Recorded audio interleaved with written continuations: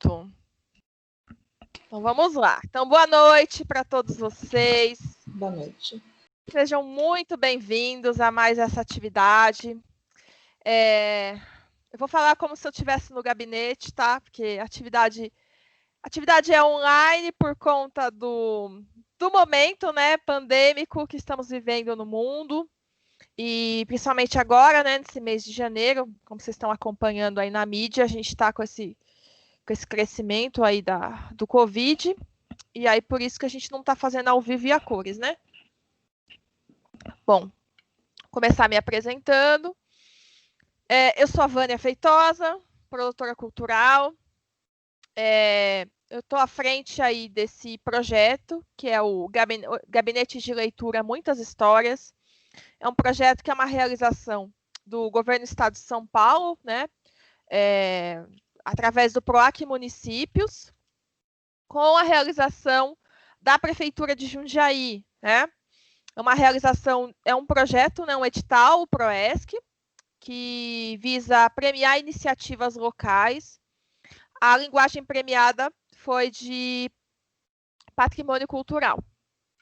Eu estou fazendo parte dos projetos, estou desenvolvendo os projetos culturais no Gabinete de Leitura Rui Barbosa. Desde o ano passado, eu comecei a frequentar o gabinete em 2019, pensando em desenvolver alguns projetos para o local. Hoje a gente vai conhecer um pouquinho desse patrimônio. E aí, a partir dessa conversa que eu tive com a Adriana, que é a presidente do gabinete, surgiram algumas ideias e algumas necessidades para o espaço. Como eu disse, eu sou produtora cultural. A minha área de formação é administração de empresas. E nos últimos anos, né, mais especificamente nos últimos 14 anos, eu venho atuando na área cultural, como gestora cultural. Sou especialista em gestão cultural pelo SENAC. Fiz diversos cursos na área de patrimônio cultural, na USP, a Universidade Federal do Rio Grande do Sul, recentemente na Universidade Federal do Ceará, né, cursos de extensão na área de patrimônio. Faço parte do NEPIM, que é o núcleo de pesquisa em patrimônio cultural, em patrimônio material e imaterial do Instituto Federal de São Paulo, onde venho desenvolvendo algumas pesquisas desde o ano passado. E, enfim, já desenvolvi uma série de projetos aqui em Jundiaí, voltados para o patrimônio. Então, assim, eu tenho... esse é mais uma consolidação, assim, do meu trabalho, né? Fico muito feliz de vocês estarem aqui essa noite comigo, para conhecer um pouco do gabinete. E é isso, né? Hoje quem está aqui comigo para me ajudar é a Valdirene Silva. Ela vai estar mediando a atividade, né? Então, eu peço que vocês deixem os microfones desligados e façam, conforme eu for fazendo a apresentação, vocês podem usar o chat para escrever as perguntas e aí no final eu respondo. Queria dizer também que essa atividade está sendo gravada, a gente vai postar ela no YouTube do gabinete, justamente para que outras pessoas tenham a oportunidade de assistir, né? E que fique também como uma forma de memória, né? Já que a gente tem poucos documentos publicados sobre a história de Jundiaí, principalmente escrito por mulheres, pesquisado por mulheres. E do gabinete também, há poucas pesquisas sobre o gabinete, acho que é importante a gente citar isso. A gente está tendo, ao longo do mês, né, a gente começou lá em novembro, tem alguém que está com o microfone ligado.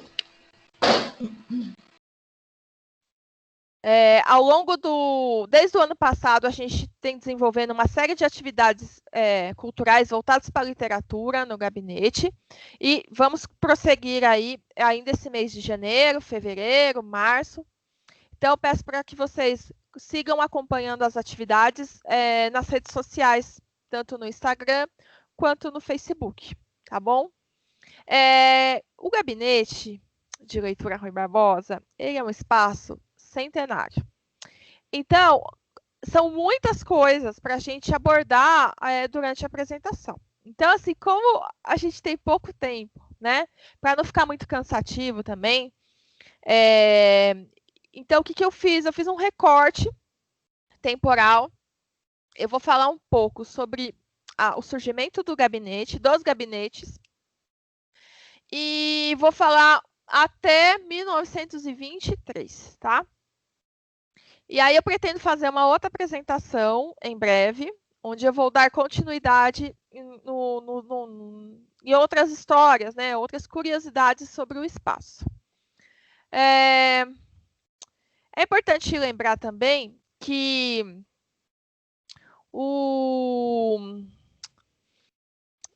como que eu posso dizer? O gabinete, a gente tem muitos documentos, né? Ele tem uma série de livros, além do acervo voltado para a literatura, né? Os livros mesmo de literatura contemporânea, a gente lá também tem um acervo de livros didáticos. O espaço também tem um acervo de documentos que contam a história da cidade de Jundiaí, até por conta da idade do espaço. E também tem quadros, né, ao longo da trajetória, o espaço foi recebendo doações de artistas da cidade. Então, eu convido vocês a conhecer o gabinete, né, assim que possível. O espaço está funcionando, né, com um horário um pouco diferenciado, mesmo na pandemia, mas o espaço está aberto, inclusive para receber novos sócios, que é uma forma também de vocês contribuírem para o local. Nossa, fui eu que fiz isso? Peraí, deixa eu voltar aqui.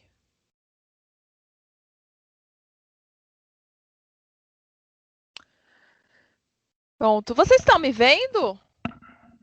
Não. Estamos Não? vendo só o quadro do projeto Gabinete de Leitura Muitas Histórias. Mas isso começou agora ou já estava só a apresentação? Já estava. Que estranho. Bom, mas vamos lá. Vamos começar então aqui. Então, esse aqui é o prédio, né, do Gabinete de Leitura Rui Barbosa. Essa foto fui eu que fiz o ano passado, né? O ano retrasado, 2019. Como vocês podem ver, é um prédio antigo, é um prédio que está bem deteriorado, né, na sua fachada. Mas, enfim, a gente tem projetos para fazer a restauração de todo o prédio, né, começando pela fachada, mas é importante eu apresentar para vocês o nosso local, né, o nosso espaço.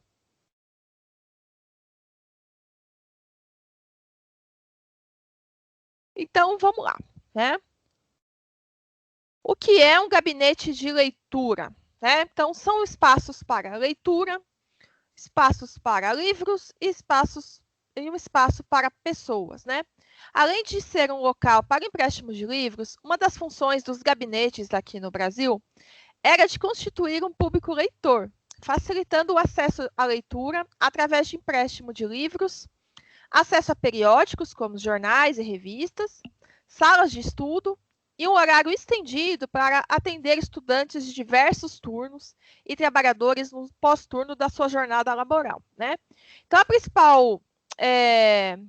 a principal função do gabinete não é só emprestar livros, né? Mas você ter todo um espaço dedicado à literatura, onde você pode conhecer outras pessoas, né? Você tem a função da socialização, onde você pode ler livros diferenciados.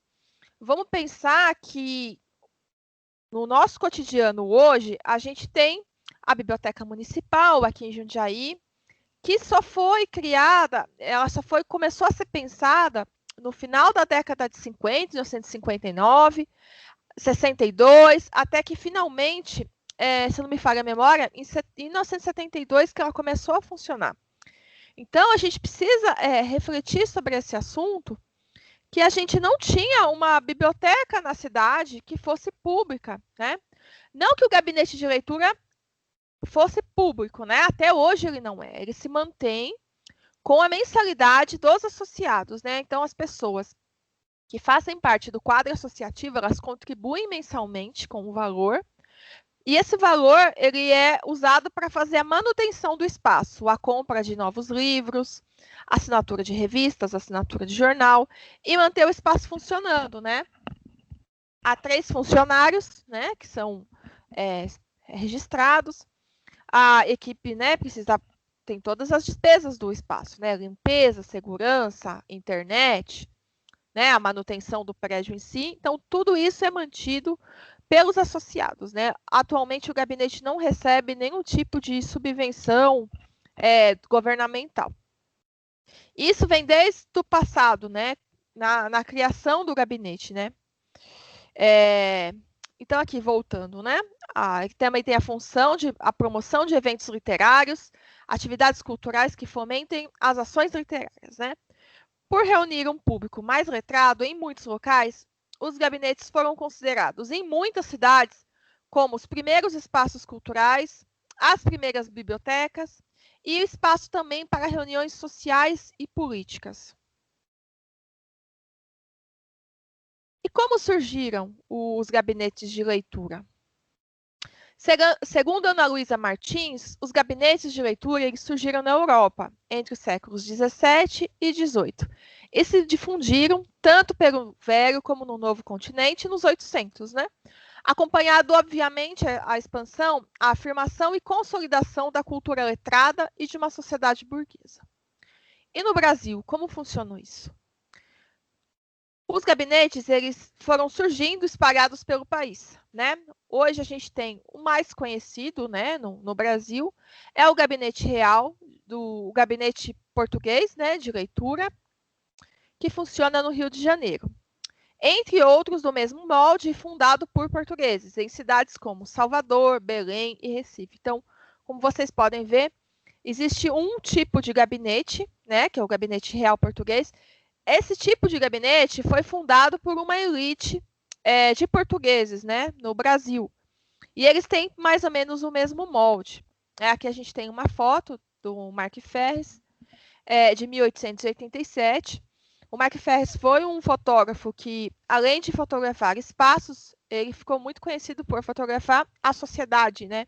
Então, as fotos dele sempre representam algo ligado ao momento daquela sociedade. Então, essa foto super interessante que a gente pode ver aqui. A gente vê um bonde, né?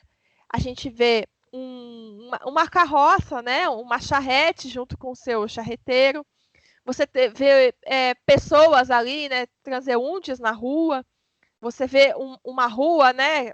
De paralelepípedo, uma banquinha, provavelmente seria um comerciante. Então, assim, somente numa imagem a gente consegue fazer uma série de observações, né, pela semiótica de como seria o cotidiano dessas pessoas que estavam vivendo naquele momento no Rio de Janeiro.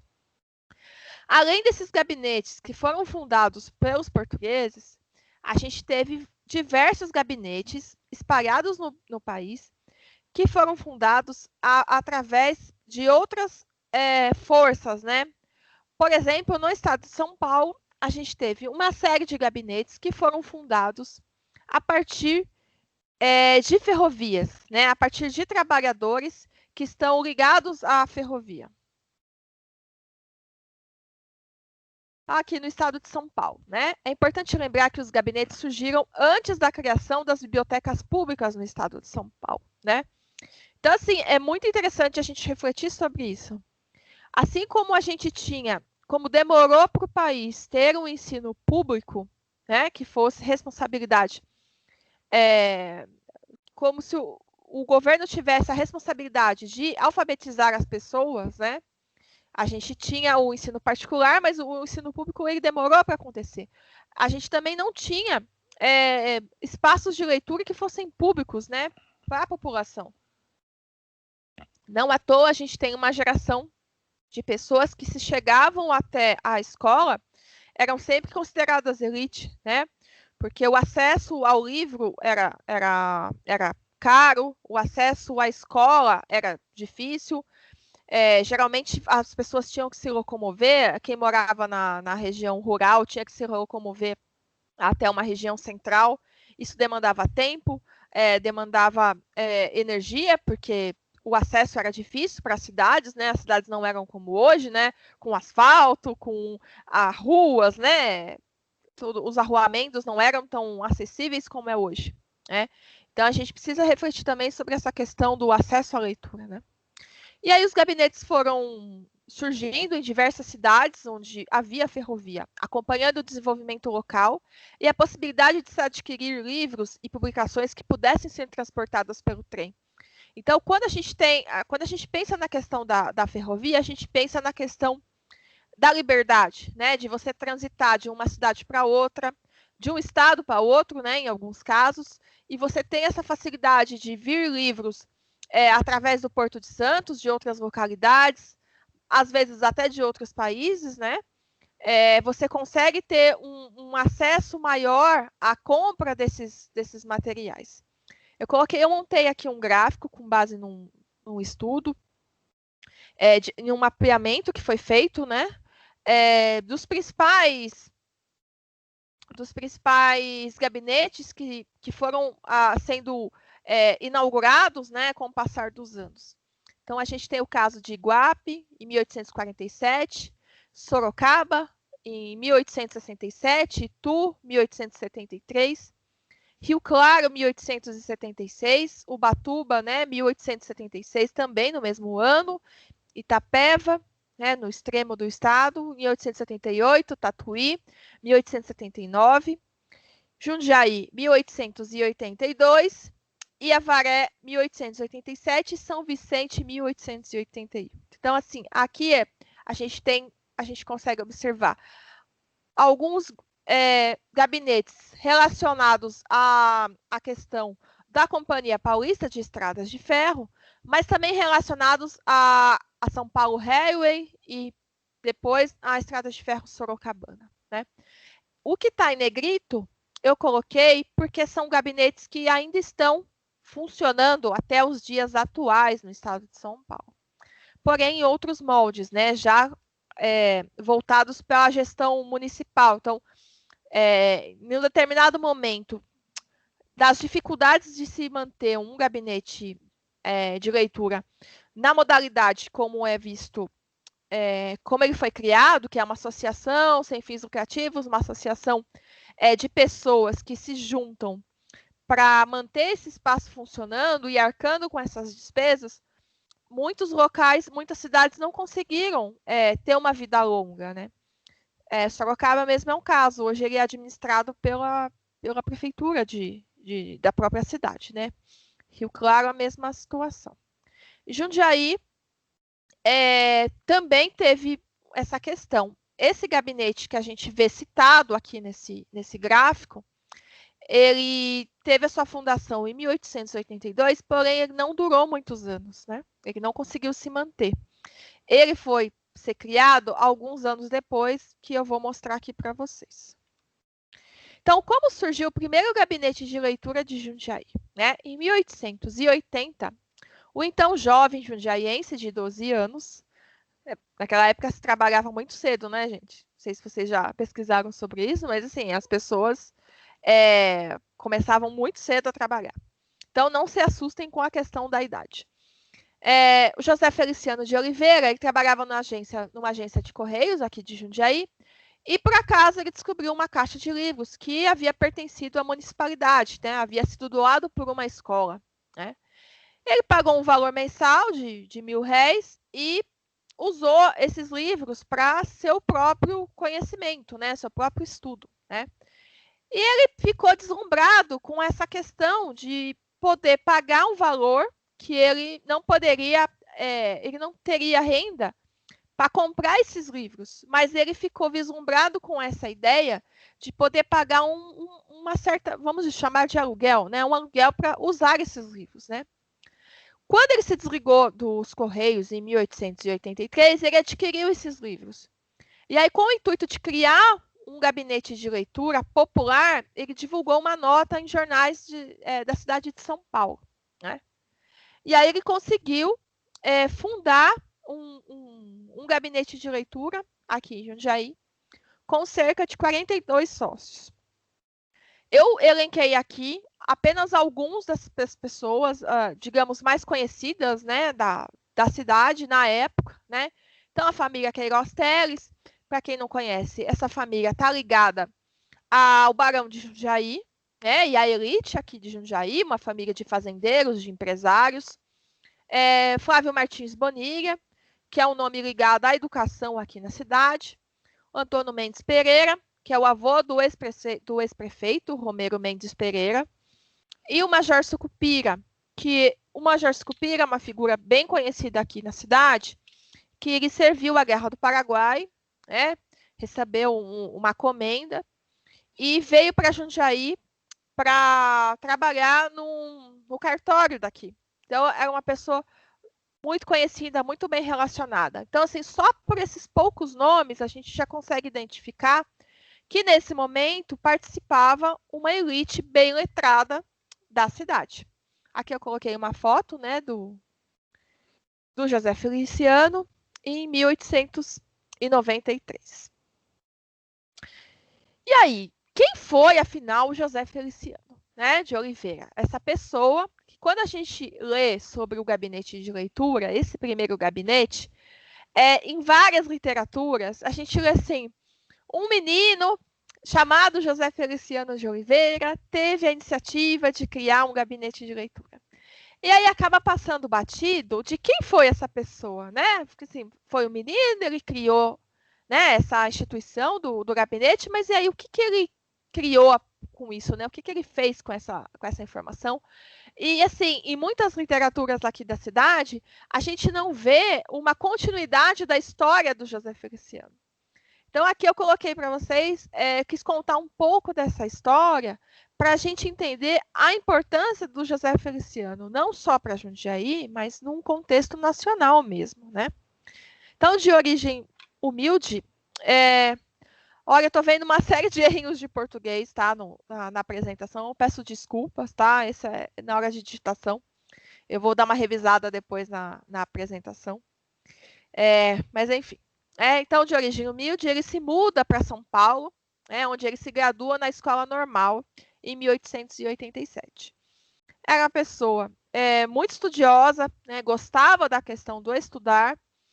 Ele lecionou português, francês, latim, física, matemática e astronomia, né, que era um dos assuntos que ele gostava bastante. Inclusive, ele publicou alguns livros sobre essa temática. Ele era um colunista, né? Participava de diversos jornais, publicando textos sobre o assunto, não só sobre a questão da astronomia, mas também sobre a questão do ensino, né? Da importância do ensino para a sociedade. Ele chegou a construir um observatório na sua casa, que ficava na rua Dona Antônia de Queiroz, próxima à Rua da Consolação, em São Paulo.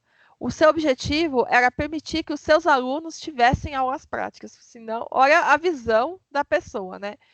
De, naquela época, ter assim, a ideia de construir, claro, ter a renda também para isso, né? Mas de ter essa iniciativa de construir um observatório para que os seus alunos pudessem ter as aulas, né, no local, né? Aqui a gente tem do lado uma foto, né, do José Feliciano com o seu observatório, né? E ali na sua residência. Em 1892, ele chegou a ser diretor da Escola Municipal da Sé, em São Paulo. Então, o José Feliciano de Oliveira, ele teve essa trajetória ligada, na sua juventude, à fundação do gabinete, que depois ela não durou muito tempo, né?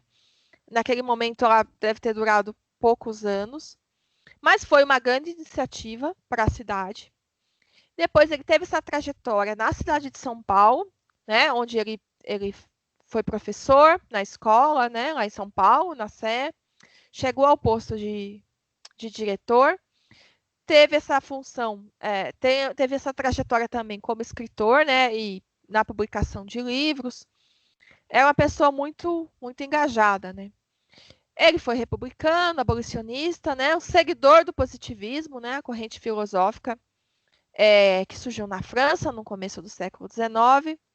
Também foi uma pessoa que estudou sobre a questão dos indígenas da tribo Xerente na região de Tocantins, no estado de Tocantins, né? E então era uma pessoa que também discutia essa questão dos indígenas, do acesso aos negros ao ensino, a questão da equidade na sociedade. Em 1911, o José Feliciano de Oliveira, ele se muda para Paris, onde ele vive até 1958. Ele ministrava cursos na Universidade de Sorbonne, em Paris, e no Instituto de História das Ciências, que é um instituto anexo à Universidade de Paris. Na França, ele também foi conferencista e colaborador de diversos jornais. Então, veja a influência da pessoa, né? Ele foi professor até os 90 anos, gente. Dá para acreditar? A pessoa lecionou muito tempo. E aí, provavelmente, ele se aposenta e decide, né, retornar ao Brasil. Então, ele deixou essa carreira incrível na Universidade de Sorbonne. Não sei se vocês já leram sobre isso ou tiveram a oportunidade de ler alguma coisa sobre a Sorbonne, mas ela é considerada uma das grandes universidades do mundo. Veja que interessante. A gente teve essa figura do José Feliciano representando o Brasil na Universidade de Sorbonne e também representando Jundiaí, né, internacionalmente. Ele retorna a São Paulo e acaba falecendo em 1962, né? E um dos desejos dele era que ele fosse sepultado em Jundiaí, né? O túmulo dele ainda existe, né? Tá lá no cemitério Nossa Senhora do Desterro. E uma das coisas interessantes do José Feliciano que ele tinha um grande apreço pelo gabinete de leitura Rui Barbosa, né? Ao longo da vida dele, ele manteve contato através de cartas, né? Publicações. E quando ele deixou registrado para a família dele o desejo dele de que parte do acervo de livros ficasse com o gabinete. Ele foi doando alguns livros em vida, mas após o seu falecimento, uma parte do seu acervo veio para o gabinete e uma parte foi doado para o IEB, que é o Instituto de Estudos Brasileiros da USP. Ele tinha, acho que chegou a ter 10 mil livros. Eu sei que uma parte, parece que cerca de 5 mil volumes vieram para o gabinete e 8 mil volumes foram para o IEB, algo nesse nível de volume. E eu fico imaginando, né, como que esses livros vieram da França para São Paulo, né? Deve ter vindo de navio. Uma loucura. Aqui tem uma foto dele em 1935, na sua residência em Paris. Então, assim, né, só pela imagem já dá para a gente ter uma noção da quantidade de livros que ele foi acumulando ao longo da vida dele. E o atual gabinete de leitura? Como ele surgiu? Bom, então vamos lá. Vamos dar uma avançada aí na história. Em 1907, no setor de contadoria dos escritórios da Companhia Paulista, a Companhia Paulista foi fundada em 1867, não me falha a memória, em Campinas, por conta da febre amarela, né, que arrasou, dizimou a cidade de Campinas, teve muitas mortes. A diretoria da Companhia Paulista decidiu transferir os seus escritórios para a cidade de Jundiaí. Não só os escritórios, mas também parte das oficinas, né, de manutenção. Então, aqui na cidade, a gente tem até hoje o que a gente chama atualmente de Complexo FEPASA, que é um grande espaço que já foi até maior, mas atualmente ele está reduzido, mas sim, ainda existe uma grande parte dessas construções, que são essas oficinas que pertenceram à Companhia Paulista. Então, quando a gente fala da história de Jundiaí, a Companhia Paulista ela faz parte e ela é discutida e apresentada em diversos projetos. Por quê? Ela está sempre ligada à nossa história, né? Porque ela empregou muita gente, porque ela movimentou a economia local, ela contribuiu com o desenvolvimento urbanístico, ela contribuiu na criação de bairros, né? Por conta da questão dos operários que precisavam estar perto da ferrovia para poder trabalhar. Né? Tinha diversas funções na ferrovia que não tinha horário, a pessoa praticamente vivia para o trabalho. Então, como a ferrovia trabalhava praticamente dia e noite, você tinha diversos turnos, né? Então, vejam que em diversas cidades do estado de São Paulo, a ferrovia contribuiu, inclusive com a fundação de diversas cidades, né? A gente tem um contexto de algumas cidades que foram surgindo por conta de outras questões, né? Por exemplo, questões relacionadas aos bandeirantes. A partir de uma capela, a cidade vai criando o seu povoado, e aí a gente teve esse contexto mais contemporâneo, né? De 1800, que são as cidades que vão surgindo a partir de ferrovias, por conta da demanda do transporte de carga, né? Seja de café, seja de algodão, seja da cana-de-açúcar e de outros produtos, né? Com Jundiaí, a cidade não surgiu por conta da ferrovia, mas ela se desenvolveu a partir dela, né? Então, nos escritórios da Companhia Paulista, no ano de 1907, um dos funcionários, né, que é o Benedito de Godoy Ferraz, ele teve, quando ele tinha 18 anos, ele teve essa ideia de fazer uma ação coletiva entre os funcionários. Primeiramente, a partir daquele setor, né, que assim, né, a gente acaba chamando os amigos para entrar nas nossas loucuras, né? Não é sempre assim. Quando a gente tem uma ideia de quer criar alguma coisa, seja social ou às vezes até, vamos montar um time, vamos montar um grupo de estudos, a gente sempre chama os nossos amigos, né? Geralmente da escola, do trabalho, e naquele contexto também não foi diferente, né? Então, junto com o Conrado Augusto Offa, que é uma pessoa, tanto Benedito Godoy quanto Conrado Augusto Offa são nomes que aparecem na história da cidade, né? Inclusive tem ruas com o nome deles,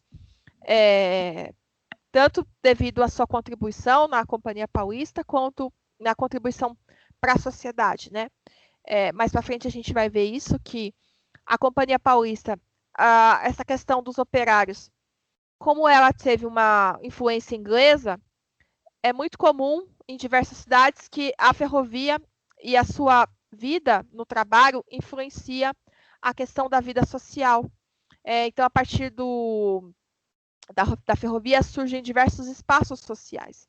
No caso mais específico que a gente está citando aqui de Jundiaí, a gente teve a questão da fundação do gabinete de leitura, a gente teve a criação do Paulista Futebol Clube, a gente teve o surgimento do Grêmio, né? Que é um clube, tanto que até hoje ele chama de Grêmio CP, que é Grêmio Companhia Paulista, que era uma agremiação de pessoas com fins sociais, esportivos, que é ter um espaço onde você pudesse ter encontros, sala de jogos, espaço para prática de esportes, um salão social para a realização de bailes, de festas, onde as famílias pudessem, mais uma vez, falando na questão da família ferroviária, né, onde as famílias pudessem se encontrar. Então, tudo acaba girando a partir da ferrovia, né? Então, o Benedito, o Conrado e demais companheiros do seu trabalho, eles se reuniram planejando a criação de um gabinete, né? Que seria um espaço voltado para a literatura, né? Isso acabou se constituindo no dia 28 de abril de 1908, através de uma Assembleia Geral com 65 pessoas. Então, naquele momento, eles foram, em 1907, eles foram tendo essa ideia, né, de criar esse espaço, ao mesmo tempo foram amadurecendo a ideia, através de reuniões, de encontros, até que finalmente eles resolvem formalizar isso através da criação do gabinete de leitura, né? Junto com mais 65 pessoas. Eu aqui coloquei até o logotipo da Companhia Paulista, né? Aqui eu coloquei essa ata, né, esse documento super bonito, com essa letra, né, que dá até, nossa, a gente fica até encantado, né, de ver um documento com tanto capricho, né, na escrita. Então, houve essa decisão de criar um centro literário, né, de Jundiaí. Eu coloquei com H-Y, que era a grafia antiga de como se escrevia Jundiaí. Esse centro literário, ele foi convertido em gabinete de leitura e era devido ao mesmo sentimento entre os colegas de trabalho, né, que era esses gostos em comum, esses objetivos em comum que havia entre esses amigos, né? O gosto pela letra, pelos poemas, alguns escreviam, alguns declamavam, a questão dos sonetos, né? E mesmo da leitura, né? Então, houve esse objetivo em comum desses amigos de criar um espaço para a socialização e um espaço que fosse voltado para as letras, né? Aqui eu copiei um trecho, né, e mantive a grafia da época. Então, entre as finalidades, né, estavam manter uma biblioteca para uso exclusivo dos associados, criar uma escola de instrução primária e secundária para os associados e os seus filhos. Em terceiro, promover conferências, essencialmente literárias e também cerimoniais, né? Se a gente vê esse documento, né, que é essa ata de assembleia para a constituição do gabinete de leitura, a gente consegue identificar uma série de nomes, né, conhecidos da história de Jundiaí, que, como eu citei, dão nome para as ruas. E naquele momento da história, esse espaço ele foi fundado na residência de um dos participantes, né, do gabinete. Então, foi na residência do Manuel Martins de Azevedo, que era um dos amigos que trabalhavam ali na Companhia Paulista, né? Então, aqui eu fiz um print, né? Então, a fundação do gabinete, né, no dia 21, eu acho que eu coloquei a data errada aqui. Centros na casa número... É abril, tá, gente? Não é junho. Eu pensei abril e escrevi junho. Então, em 21 de abril de 1908, ele foi criado, né, o Estatuto, e visava ser, naquele momento, uma associação de indivíduos sem diferença de sexo, nacionalidade, religião e sem limitação de tempo e número. Mesmo pensando sobre isso, se a gente fizer uma análise na ata, não há nenhuma mulher nesse momento, né, da criação do gabinete, né? Então, a gente também consegue fazer uma reflexão, né, sobre esse assunto. Nas repartições, né, das ferrovias, era praticamente, majoritariamente masculino naquela época. Em algum momento, mas isso bem mais para frente, já década de 30 e 40, que as mulheres começam a participar e serem contratadas para trabalhar nos escritórios. Mas naquele momento, praticamente a mão de obra era masculina. Isso não quer dizer que a mulher não tinha sua participação na ferrovia. Geralmente ela estava atrelada ao que a gente chama, né, para quem estuda e pesquisa sobre patrimônio ferroviário, a questão da família ferroviária, né, como eu citei. Então, a mulher ela tinha a função de amparar o marido nas funções que se completavam, vamos dizer assim, que a função do trabalhador ferroviário não terminava no seu turno, né? E muitas vezes ele tinha uma jornada muito longa de trabalho, às vezes ele tinha uma jornada que ela não cabia apenas à questão do local de trabalho, do escritório ou da oficina, mas sim de levar trabalho para casa. Vou citar aqui um exemplo. Há relatos de funcionários que trabalhavam dentro dos vagões, né? Os vagões de viagem, tanto da primeira quanto da segunda classe, você tinha, por exemplo, na primeira classe você tinha o vagão restaurante. E aí, dentro da função do trabalhador ferroviário, você tinha que limpeza, você tinha os talheres para esse restaurante, você tinha as toalhas, os guardanapos. Então, muitas vezes, esse trabalhador levava essas toalhas e esse material para ser limpo em casa. Quem fazia esse trabalho? A mulher do ferroviário, a esposa. Então, assim, do mesmo jeito que as crianças eram introduzidas como aprendizes, né, na oficina, para que fossem aprendendo desde cedo a questão do ofício do ferroviário. E aí essa criança já ia aprendendo também, né? Já ia para a escola, né? Ferroviária, aprender o ofício. Então, assim, digamos que a família toda acabava entrando nessa questão do trabalho mesmo, né? Mesmo não sendo registrado, mas sim, a mulher tinha outras funções que se estendiam na casa, né? E aí você tem também essa questão de algumas cidades terem tido vilas ferroviárias, que eram bairros, vilas, né, casas construídas pela ferrovia para a moradia dos ferroviários, e num segundo momento, com a criação das caixas de pensão, esses imóveis eram construídos e financiados para os trabalhadores da ferrovia. Então, você tinha a moradia, que pertencia ao ferroviário, que era a vila ferroviária, você tinha os espaços sociais voltados para os ferroviários, que gabinete de leitura, o clube social, o Grêmio. Você tinha também a banda, né? A banda marcial, a banda paulista, que era criada por funcionários da Companhia Paulista. Aí você tinha também o espaço social, né? O espaço do futebol. Então, assim, tudo ligado à ferrovia, né? Então, era uma cidade que respirava a Companhia Paulista, né? E voltando aqui na questão do gabinete, eu coloquei aqui na Rua do Rosário, onde era esse espaço, né? A Rua do Rosário, número 153, que foi o local da primeira reunião da fundação do gabinete, onde vocês estão vendo esse portãozinho, né? Era uma loja. Hoje é uma loja, né? Mas era uma residência onde foi feito essa criação da Assembleia. E esse espaço também abrigou o gabinete durante alguns anos, tá? Bom, falando sobre a questão da sede, né? Então, a primeira sede oficial, então, durante um tempo, ela funcionou nesse espaço, né, da reunião. Depois, ela teve essa primeira sede oficial, sempre em espaços alugados, tá, gente?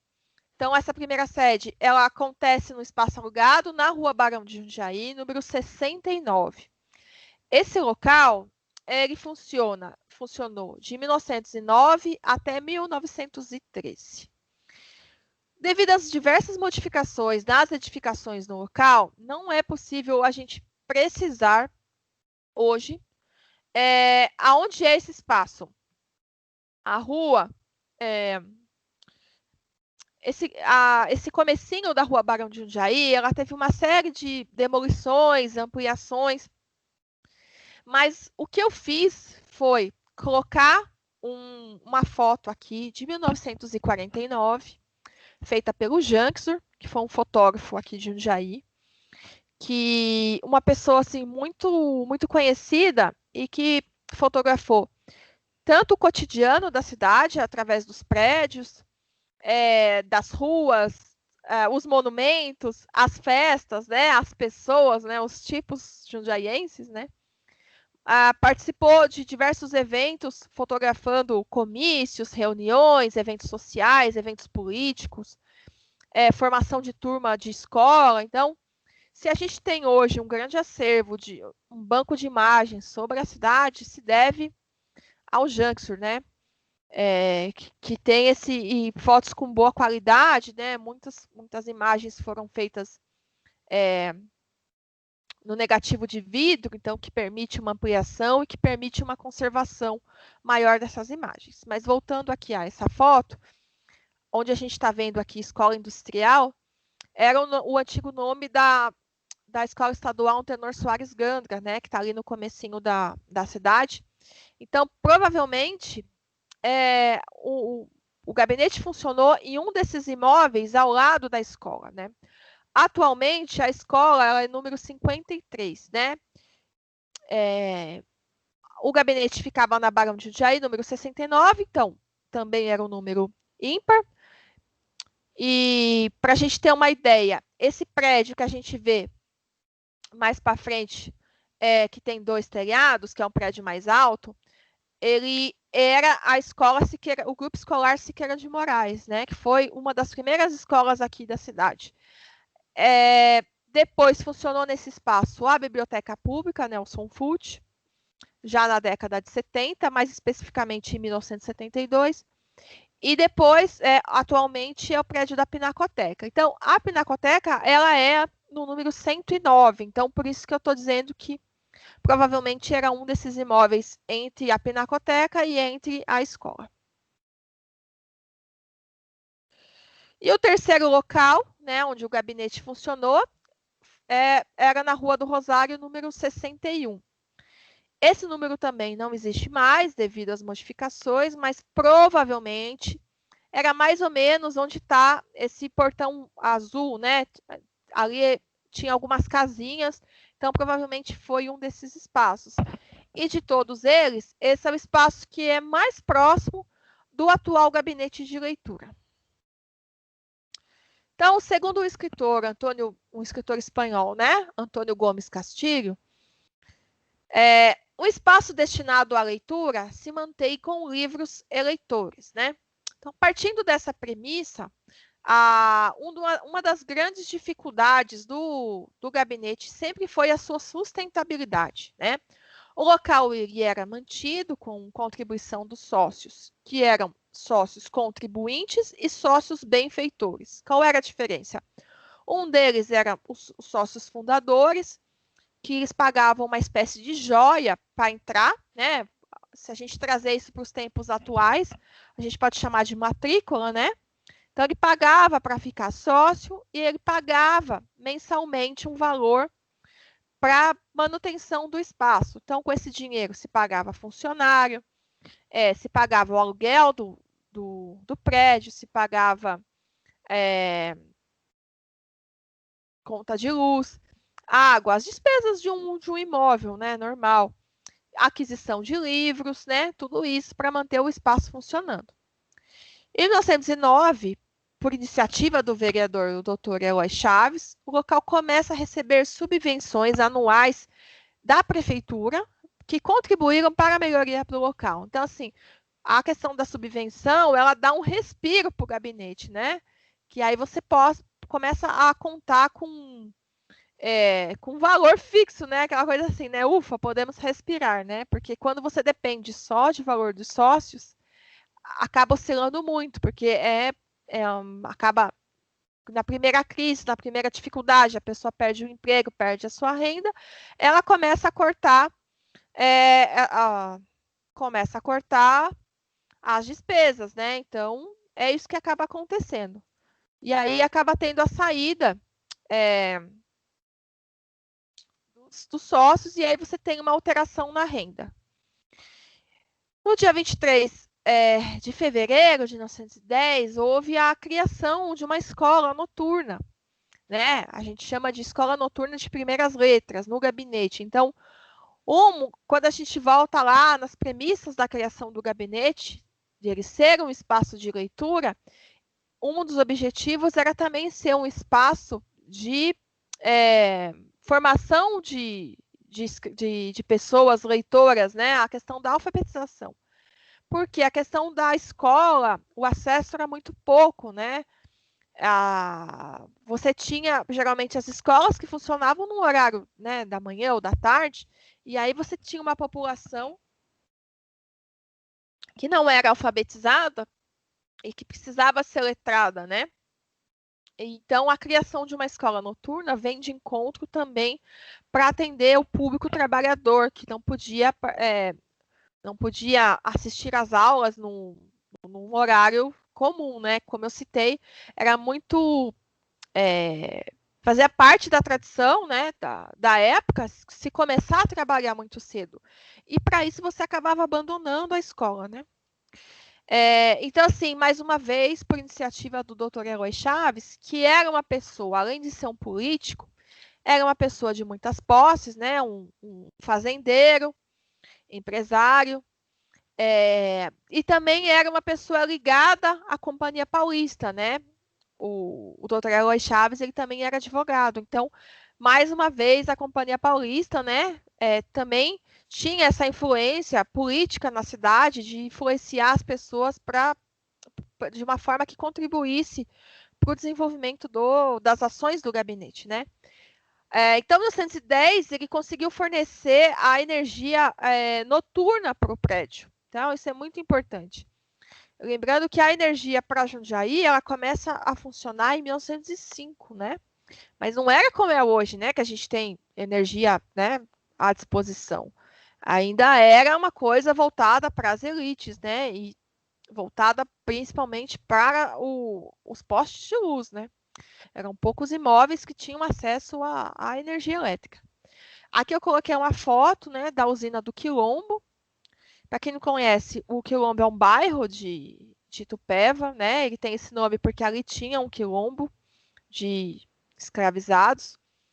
E também era o nome de uma estação da Estrada de Ferro Sorocabana, porque era um trajeto da linha tronco que ia até Sorocaba. Então, para quem usava, né, utilizava a linha da Estrada de Ferro Sorocabana, que ocupava o leito de onde hoje é a Avenida União dos Ferroviários, você tinha a estação Quilombo, a estação Monte Serra, até seguir pelo caminho de Indaiatuba, a estação Itaici, até chegar em Itu. Aqui eu coloquei essa foto, essa usina. Ela foi inaugurada em 1913. Eu não consegui uma foto da usina Montserrat, que ela é anterior à do Quilombo, e ambas pertenciam ao Dr. Eloy Chaves. Por isso que ele também teve essa questão de fornecer a energia gratuita para o gabinete. Essa escola, ela não durou muito tempo, tá? Eu não consegui encontrar registros que demonstrassem a motivação, né? O porquê que a escola acabou. Talvez fosse por uma questão de sustentabilidade, talvez por a criação de outras escolas e a popularização do ensino público na cidade, mas enfim, ela não foi uma iniciativa que durou muito tempo, né? No gabinete a gente teve outras iniciativas, né, com o passar dos anos, a criação de um grêmio literário também, que é um espaço de você reunir escritores, né, da cidade. Mas, assim, a vida social do gabinete foi seguindo, né? Como eu citei, o gabinete sempre foi um espaço alugado. Conforme ele foi crescendo dentro da cidade, ganhando a sua importância, aumentando o seu número de sócios, e também com essa criação dessa subvenção que veio com a iniciativa do Dr. Eloy Chaves, eles também começaram a pleitear junto à prefeitura a criação de um prédio próprio, né? Mas para isso precisava de renda, né? Precisava de mais dinheiro. Então, uma coisa comum na história do gabinete é que a sociedade contribuía. Então, assim, além da sustentabilidade que vinha da mensalidade dos associados, o gabinete sempre foi um espaço onde as pessoas contribuíram. Os artistas, era comum, quando eu comecei a pesquisar sobre a história do gabinete, ao longo da trajetória do espaço, alguns artistas, quando fazia algum evento, uma parte do cachê eles doavam para o gabinete.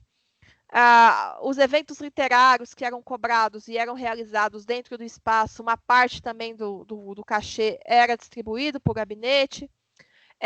Políticos, empresários, era comum doar uma parte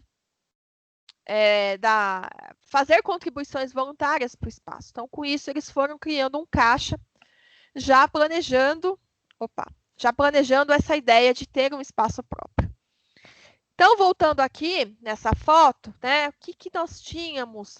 Hoje o gabinete está localizado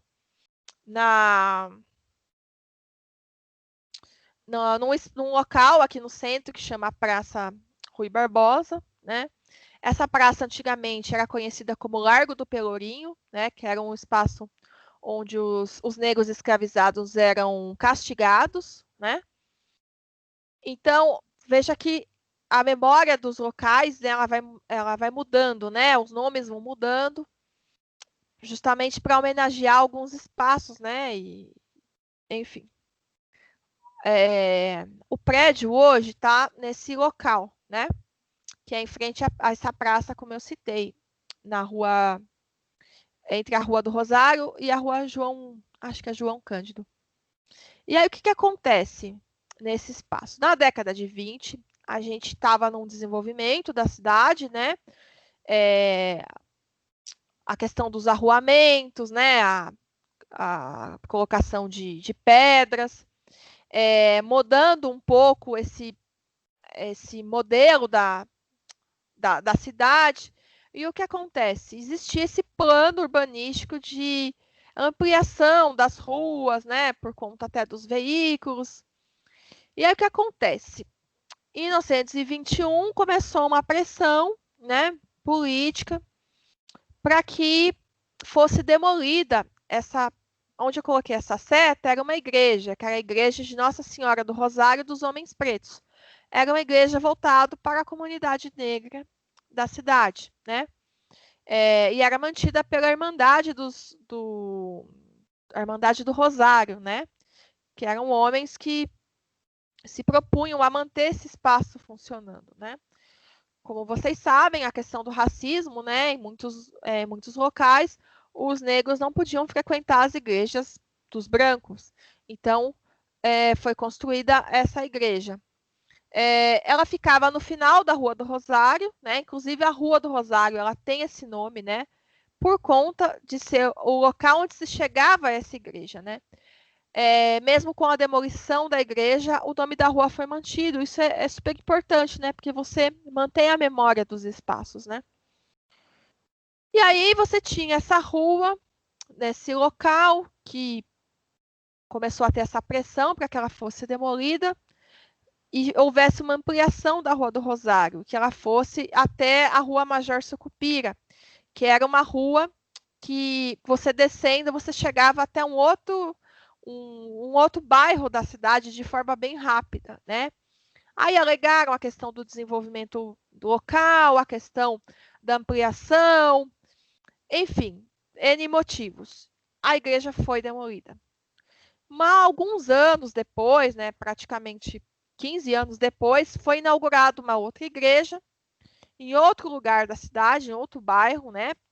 Hoje ela é considerada uma região central, mas na década de 20, imagina, era o fundo da cidade, né? A saída da cidade. E lá foi construída uma outra igreja de Nossa Senhora do Rosário que juntou com a igreja de São Benedito, né? Que era o Largo de Santa Cruz, que era uma outra igreja que também foi demolida nesse espaço onde está hoje a igreja de Nossa Senhora do Rosário.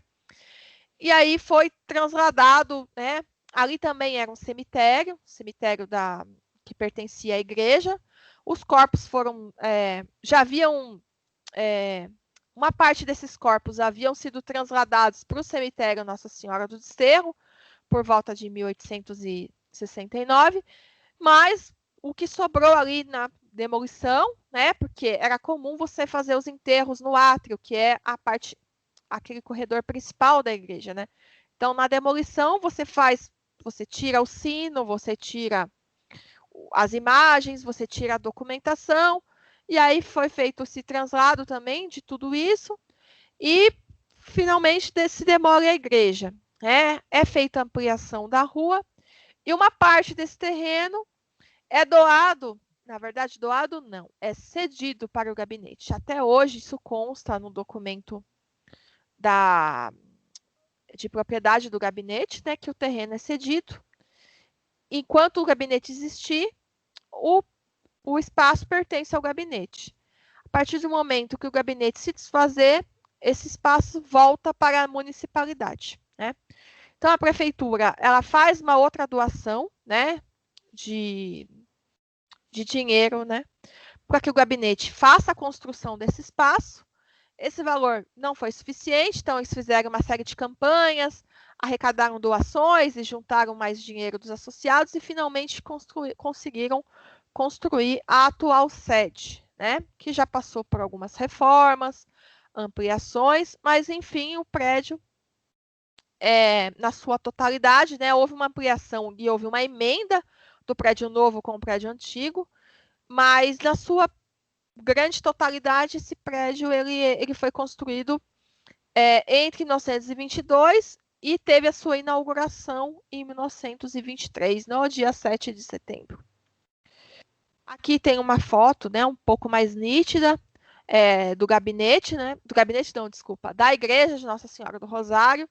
Ali do lado a gente tinha o ginásio Highcroft, né, que era uma escola, né, um colégio particular bem conhecido, bem tradicional aqui na cidade.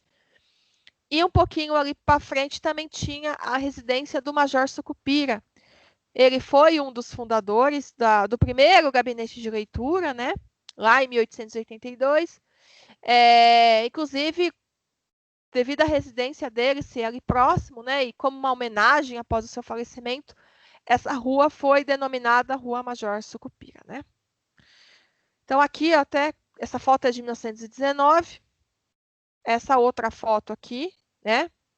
Foi feita pelo Militão Azevedo, que é um outro fotógrafo também ligado à questão da história de São Paulo e também ligado à história das ferrovias, porque fotografou muitas ferrovias, né? Principalmente não só a São Paulo, a Companhia Paulista, mas outras. Essa foto é de 1864, né? Então, aqui em 1819, né? A igreja ainda está aí, toda bonitinha, né? Então, Olavo Guimarães, então prefeito de Jundiaí na época, cedeu o terreno para que o gabinete fizesse a construção do prédio. E aqui, como eu já havia citado, né, então a gente tinha a questão da fundação do Gabinete de Leitura de Jundiaí, com HY, que era a grafia da época. Mas hoje a gente chama de Gabinete de Leitura Rui Barbosa, né? Então, assim, por que teve essa mudança, né? Então, afinal de contas, né, quem foi o Rui Barbosa? Ele foi um intelectual, um grande político, advogado, jornalista, diplomata, um grande orador, escritor brasileiro, né? Ele foi considerado um polímata, que é uma pessoa cujo conhecimento não está restrito apenas a uma única área, né? Ele era uma pessoa, tinha até um apelido de águia, né? Que era uma pessoa assim muito, muito estudada, muito culta, começou a estudar muito cedo. Então, o destino dele já foi traçado muito cedo, né? Para ser um grande intelectual, um grande político, né? Uma pessoa que tinha um conhecimento de vários assuntos. Então, uma das maiores figuras, né, na história do Brasil, participou da fundação da Academia Brasileira de Letras, né, ABL, no qual foi presidente após a morte do Machado de Assis. Foi um grande defensor da liberdade, né, ao lado do Joaquim Nabuco, um dos mais importantes abolicionistas. Rui atuou na campanha em prol da libertação dos escravos, né, dos negros escravizados. Além disso, ele propôs uma reforma eleitoral e uma reforma no ensino. No gabinete nós temos esse quadro muito bonito, né, que é uma fotografia, uma ampliação, que foi feita em 1932 pelo Estúdio Ideal. O Estúdio Ideal é da família Janksur, né, que retratou, como eu já citei, né, do Janksur, retratou a nossa cidade com muito primor, né.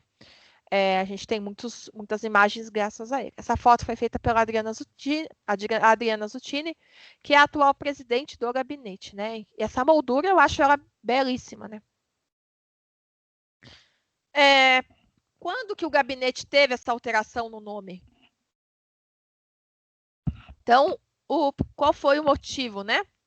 A pedido do então prefeito, desculpa, a pedido do então prefeito da época, né, o doutor Olavo Guimarães, ele solicitou a direção do gabinete para que mudasse o nome, né, como forma de homenagear o Rui Barbosa, que faleceu em 1923, né? O gabinete, como era um espaço ligado à literatura, aos intelectuais, ele acabou acatando, né, e mudou o seu nome, então, oficialmente para o Gabinete de Leitura Rui Barbosa. Veja que o gabinete ele manteve, inclusive, a grafia da época, né, que é com Y. Bom, eu já estou chegando aqui no final da minha apresentação. Eu coloquei aqui alguns agradecimentos em memória das pessoas que vieram antes de mim. Então, pessoas que já faleceram, né, mas que eram grandes pesquisadoras da história da cidade. Então, o Tiburcio Estevão de Siqueira. Eu pretendo falar dele numa próxima apresentação, tá? O Tiburcio foi uma grande personalidade aqui na cidade. Ele foi jornalista, ele foi um operário da Companhia Paulista, se aposentou por lá, né? Então ele também fez parte ele foi presidente do gabinete, né? Em alguns anos. Foi uma pessoa que ligada à questão política. Ele era negro, tá, gente? Então, mais uma admiração aí, uma pessoa que, né, que ultrapassou os preconceitos da época e soube se impor através do seu talento. Então, o Tiburcio fundou o jornal, um dos jornais da cidade, fez diversas publicações. O nome dele está ligado à criação de outros espaços, como Paulista Futebol Clube, o Grêmio, a Associação dos Morféticos, que deu origem ao Hospital da Vila São Lázaro, né, Hospital dos Ancenianos aqui na cidade. Enfim, ele cabe uma apresentação própria, só para falar dele. Mário Mazuia, que também foi um pesquisador sobre a história de Jundiaí, Geraldo Tumanique, que dentre esses nomes, a pessoa mais contemporânea de todas, né? Ele faleceu, não lembro o nome, o ano, acho que 2014. O Geraldo Tumanique foi uma pessoa que, de todos esses que eu citei, foi a única pessoa que eu conheci, né? Que foi diretor do Museu Histórico-Cultural aqui de Jundiaí, o Solar do Barão, durante muitos anos. Então, eu tive a oportunidade de conhecer ele, ainda criança, nas minhas pesquisas. Desde criança, eu me enfio dentro do museu para ler sobre a história da cidade. E também agradecer as pessoas que ainda estão aqui, que pesquisam e que contribuem para a questão da memória da cidade, né? O professor Maurício Ferreira, que é uma pessoa super engajada na história da cidade, de preservar o acervo, as histórias, as memórias das pessoas e principalmente as fotos. O jornalista José Arnaldo de Oliveira, que também pesquisa sobre Jundiaí, o historiador Alexandre Oliveira, Ricardo Migorantes, que também é historiador, a Catherine Moraes, que é pesquisadora sobre a questão das cartas de data aqui de Jundiaí, né? Aqui eu citei alguns dos principais documentos que eu pesquisei, né? Que é o livro O Gabinete de Leitura de Jundiaí, Entre Práticas e Representações, do Paulo Henrique Oliveira, que é um livro de capa azul. Estou mostrando aqui para vocês. Depois tem o livro Gabinetes de Leitura, Cidades, Livros e Leituras na Província Paulista, que é um livro da Ana Luísa Martins, é um livro de capa verde. Hoje eu não estou com ele aqui. E documentos do próprio gabinete, além de livros sobre a história da cidade, jornais, enfim. E aqui eu coloquei um dos antigos carimbos do gabinete de leitura. Ao longo da trajetória do gabinete, a gente teve vários documentos, né? E os livros, eles tinham esse carimbo. Então, eu acho bem bacana a gente apresentar eles, né? E é isso, gente. Então, a minha parte eu finalizei. Agora eu gostaria de ouvir vocês que estão aqui comigo. Quem tiver perguntas, temos perguntas. Enfim, pode abrir os microfones, quem quiser abrir as câmeras. Agora é o momento. Vocês estão me vendo? Eu estou aparecendo para vocês? Agora está, Vânia. Muito bem, muito bem. O Carlos está digitando uma pergunta. Parabéns pela pesquisa, Vânia. Eu, inclusive, fiquei muito... gostei muito de saber da história do gabinete e também que Avaré teve um gabinete de leitura, coisa que nunca se ouviu falar por aqui. Você Nunca viu só? soubemos. Que interessante. Nunca soubemos disso. Nunca, nunca. Para quem está aqui com a gente, a Val ela é de Avaré, tá? E a gente fez um trabalho recente de pesquisa lá. E eu achei até legal, né? De colocar. Falei, nossa, né? A gente conversou sobre a Avaré recentemente num projeto e teve um gabinete de leitura lá, né? Sim, e foi totalmente apagado, né? Porque nós nunca soubemos disso. A primeira biblioteca que teve aqui em Avaré, aberta com esse nome, foi dentro da Fundação Regional Educacional de Avaré, em 1968. Bem tardio, né? Bem tarde. E depois a Biblioteca Municipal só depois dos anos 90. Então, gente, é assustador a gente pensar nessa questão do acesso ao livro, né? O quanto é difícil, né? Se a gente pensar, trazendo para os dias de hoje, né? Eu já fui de uma geração que usou e abusou da biblioteca municipal, né? Eu ia muito, todos os meus trabalhos eu ia lá fazer. Eu não fui sócia do gabinete até 2019, né? Quando eu comecei quando eu conheci a Adriana e eu comecei a pesquisar sobre o gabinete. Então, a minha associação ela é recente.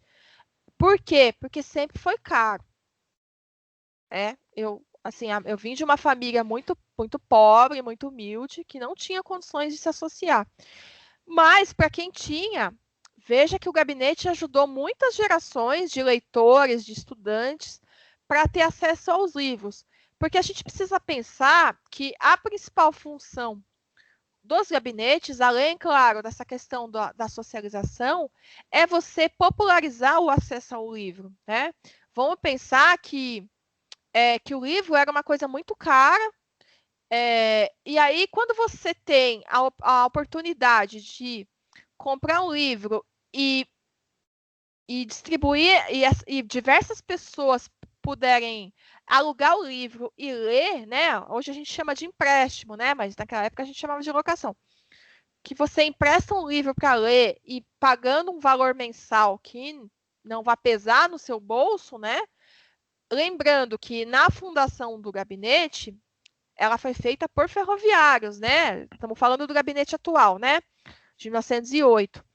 Então, você tem um grupo de trabalhadores ali, bem remunerados, né? Fundado por trabalhadores da contadoria. Claro que, com o tempo, outros operários vão entrando, mas, assim, a princípio era um grupo de pessoas. Mesmo assim, né? Você fazendo uma contribuição mensal, você ter acesso a livros caríssimos, é uma coisa super importante para a sociedade, né? E se a biblioteca daqui de Jundiaí foi fundada na década de 70, quantas gerações você teve de pessoas que não tinham onde pesquisar? Não é à toa que a gente estudar sempre foi um luxo, né? Você tem uma geração aí de pessoas que não foram alfabetizadas, não tiveram a oportunidade de ir para a escola nem até o quarto ano, né? Então, acho que é importante a gente trazer essas reflexões para a atualidade, né? Eu vou ler aqui a pergunta do Carlos e depois Val levantou a mão, quer falar também? Não, eu ia ler a pergunta do Carlos. Entendi. Então tá. Eu gostaria que você comentasse um pouco mais sobre os documentos que estão disponíveis no gabinete, além dos livros, há jornais de época lá. Então, Carlos, a gente tem muitos documentos lá, muitos, muitos, muitos. Então, assim, o que eu tô fazendo? Eu sou sozinha. Eu estou começando a desenvolver projetos lá agora, né? Comecei o ano passado, então eu tenho que ir aos poucos, né? Como se diz, né? Como diz minha mãe, a gente tem que dar o passo conforme a perna. Então, primeiro, o que eu pensei? Vamos desenvolver atividades culturais voltadas para a literatura, para atrair os olhares para o gabinete, para que as pessoas conheçam o gabinete, porque apesar do espaço estar desde 1908 aqui em Jundiaí, e naquele espaço, naquele prédio desde 1923, muita gente não conhece o gabinete, já ouviu falar, alguns acham que fechou, alguns acham que pertence à prefeitura, enfim, por N questões, né? Então, comecei a realizar essas atividades. E aí, a gente está fazendo algumas oficinas. A gente vai ter uma oficina de gestão documental, a gente vai ter uma oficina prática de gestão de arquivos, a gente vai ter uma oficina, inclusive, o Caval, que trabalha na questão da restauração de obras de arte, para, né, ter esse olhar para os quadros do espaço. E aí, com relação aos documentos, a gente foi contemplado nesse projeto, que é o Gabinete de Leitura Muitas Histórias, esse projeto da prefeitura, para fazer a preservação de um conjunto documental de documentos. Então, a princípio, a gente teve esse período de 5 meses para desenvolver as pesquisas e também para fazer essa preservação desses documentos. Provavelmente a gente vai conseguir fazer somente do juiz de paz, que eu acredito que eram documentos que pertenciam ao Tiburcio Estevão de Siqueira, porque o Tiburcio, além de todas as qualidades que eu já citei, ele era um rábula, que era uma pessoa que podia atuar como advogado, mesmo sem formação. Então, eu acredito que esses documentos pertenciam a ele. Então, você tem documentos sobre negros escravizados. Lá a gente tem documentos principalmente ligados à questão da Companhia Paulista, documentos de ex-funcionários. A gente tem alguns documentos ligados à questão da greve ferroviária. A gente teve uma grande greve em 1906. Ela começou não só em Jundiaí, mas ela se estendeu por todas as estações da Companhia Paulista. Foi um movimento grevista muito importante para a história do país e para a história principalmente do movimento ferroviário, porque através do coletivo, através dos funcionários, eles conseguiram paralisar as linhas. Foi uma loucura. Em 1906. E a gente tem alguns documentos sobre essa greve lá. A gente tem documentos que contam a história, a trajetória de Jundiaí, revistas antigas, tem jornais de época, Comarca, a Folha. Só que, assim, o estado desses documentos, alguns não estão muito preservados. É por isso que é importante a gente colocar o gabinete nos olhos da população, para que as pessoas entendam a importância do espaço, não só como uma biblioteca, não só como um espaço dedicado ao empréstimo de livros, mas como um espaço de socialização e um espaço de preservação de documentos, né? Então, esse é o meu objetivo para os próximos 5 anos aí, é a gente fazer a reforma da fachada, a restauração, fazer a reforma do espaço interno, para que a gente possa alugar salas e trazer uma rentabilidade, uma sustentabilidade para o gabinete, mas também da gente ter uma sala com um ambiente próprio, que seria com umidificador, com temperatura adequada, para fazer a preservação desses documentos do espaço, que fazem parte da história da cidade, né? Respondi sua pergunta, Carlos? A Célia também levantou a mão. Pode falar, Célia. Boa noite, Vânia. Boa noite aos demais. Boa noite. Bom, você falou a respeito dos documentos referente à Companhia Paulista. Seria só sobre a Companhia Paulista ou sobre as demais companhias ferroviárias, como a São Paulo Railway, a Sorocabana? Olha, tem muita coisa lá. Eu não consegui olhar tudo. Mas do que eu identifiquei, a princípio, é só da Companhia Paulista. E explico a motivação. Por quê? Porque o gabinete ele foi fundado por funcionários da Companhia Paulista. Então, ao longo da sua trajetória, eles foram depositando esses documentos lá. Vamos pensar também, trazendo um pouco para a nossa realidade atual, que assim como a Biblioteca Municipal foi fundada na década de 70, a gente teve o Museu da Cidade também foi fundado nessa época. E ele teve uma série de espaços, né? Primeiro ele funcionou no Parque da Uva, num espaço improvisado, e depois ele funcionou em outros espaços, até finalmente ele encontrar a sua sede final, que é no Museu Solar do Barão, né? Que hoje oficialmente é o museu, é o principal museu da cidade, né? A gente tem o Museu da Companhia Paulista, o Museu da Companhia Paulista, que não tem esse nome, né? Enfim, então assim, demorou para ter. A gente também precisa entender, Séria, um pouco da questão da memória, da história do patrimônio cultural no país, né? Se a gente pensar que essa questão do próprio IPHAN, ou do SPHAN, que era o Serviço de Proteção Histórico, que começou a ser discutido no final da década de 30, mas se consolidou em 1942, se não me falha a memória, o que a gente tinha antes disso? Então, assim, não tinha muito esse pensamento de preservação, né?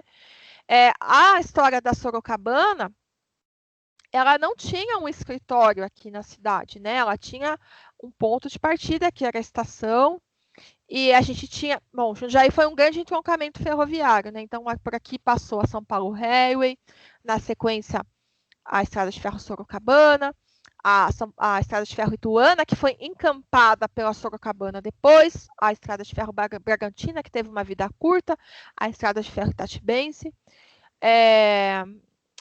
Enfim, mas como o escritório mesmo, como o setor administrativo, foi a Companhia Paulista.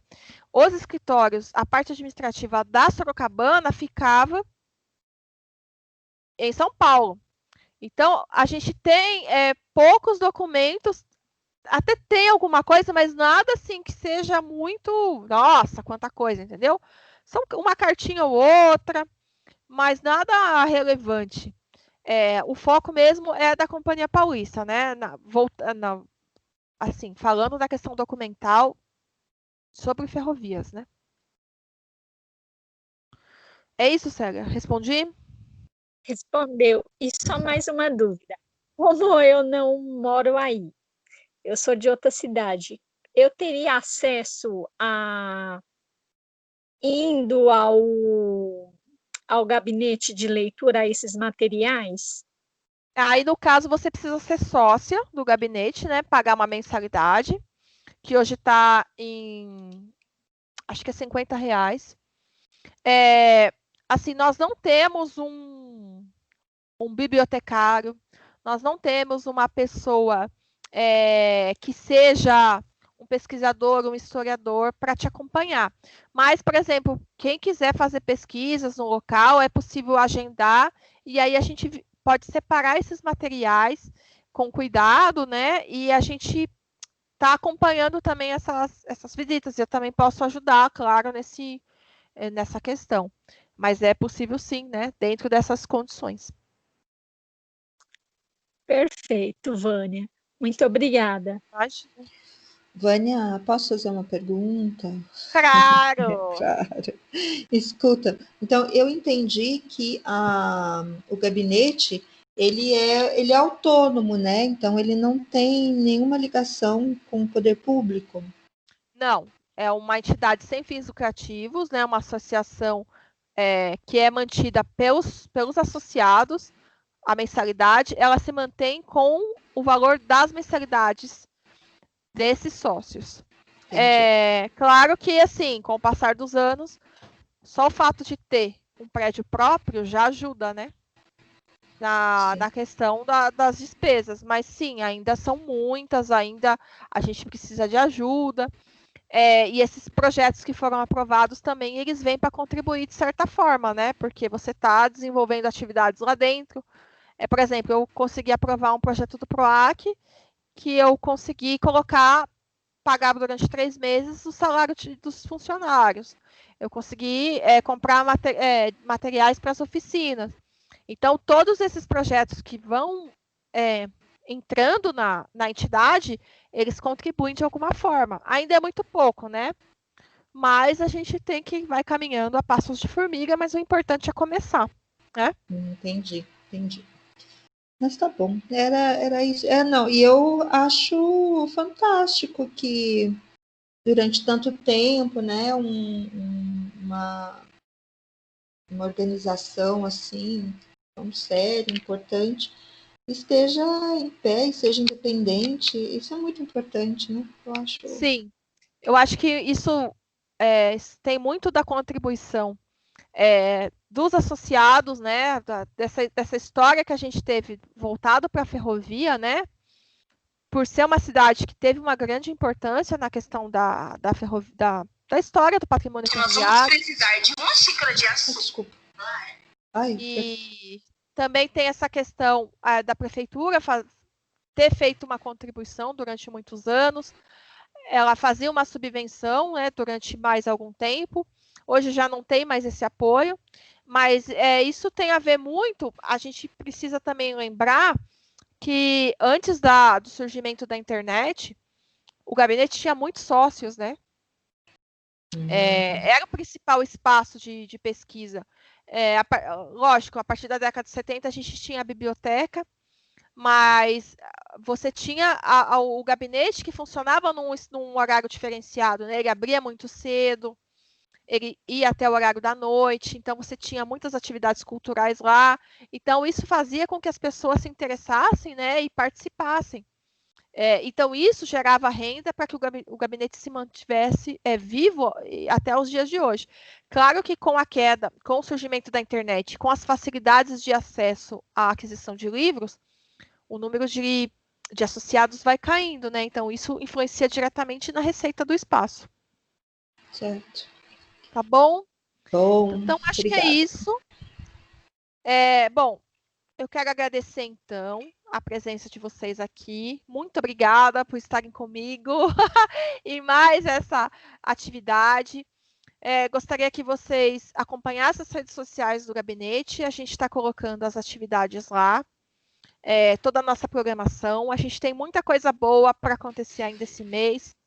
Dentro desse projeto do Gabinete de Leitura Muitas Histórias, a gente vai ter uma oficina de gestão documental e também vamos lançar um vídeo mostrando um pouco, né, do gabinete, como ele está hoje. E espero que vocês gostem. Quero convidar vocês também a se associar ao gabinete para continuar contribuindo com essa história e com a manutenção desse grande patrimônio cultural que é o Gabinete de Leitura Rui Barbosa, tá bom? Vânia, antes de conhecer você, de conhecer o gabinete, eu já tinha ouvido falar do gabinete, porque a irmã da Eliana, que está aqui, a Ângela, ela falava muito assim, eu estudei muito no gabinete, eu ia lá estudar, pegar os livros lá. Então, quando você falou do gabinete, eu falei assim, eu já conheço o gabinete. E ele tem um espaço ótimo lá, né? Tem uma sala de estudos muito boa. Então, gerações estudaram lá, né? É muito legal a gente ouvir esses relatos, porque faz parte da memória, né, das pessoas. Sim. Mas é isso. E é muito vivo ainda. Sim. Obrigada a todos vocês. Continuem nos acompanhando nas redes sociais. E é isso, gente. Eu vou finalizar então, tá? A gravação, finalizar o evento de hoje. E logo vou disponibilizar no YouTube e coloco o link para vocês lá no Facebook, tá bom? Um grande abraço e uma boa noite para todos vocês. Tchau.